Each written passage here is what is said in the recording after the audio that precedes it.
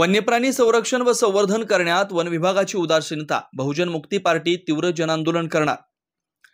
Ajara one विभागाच्या विरोधात बहुजन मुक्ती पार्टीचे जनआंदोलन तीव्र करणार असा इशारा डॉक्टर उल्हास त्रिरत्ने यांनी दिला। वन्य प्राण्यांचं संरक्षण आणि संवर्धन करण्याबाबत वन खात्याची उदासीनता हे आंदोलनास कारणीभूत ठरण्याची शक्यता आहे।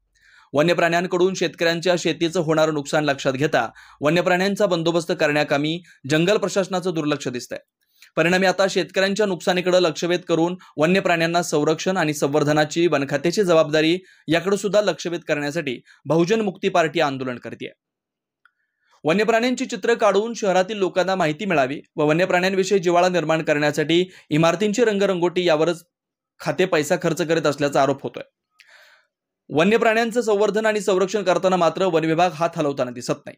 वन विभागाच्या विरोधात बहुजन मुक्ती पार्टीनं जन आंदोलन सुरू असल्याचं डॉक्टर उल्हास त्रिरत्ने यांनी सांगितलंय।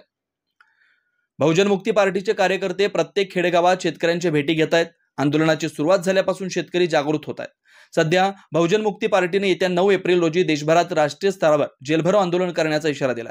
दरम्यान या आंदोलनात 1 लाख सह्यांची मोहीम राबवून आजरा पोलीस ठाणे, कोल्हापूरमधील लक्ष्मीपुरी पोलीस ठाणे तसेच जिल्हाधिकारी कोल्हापूर यांना हे निवेदन देण्यात येणार आहे।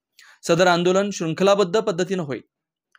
यावेळी बहुजन मुक्ती पार्टीचे कोल्हापूर अध्यक्ष किरण केके, अमित सुळेकर, डॉक्टर उल्हास त्रिरत्ने आदी जण उपस्थित होते। अन्वेषण लाईव्ह न्यूज साठी आजराहून हसन तकेलदार।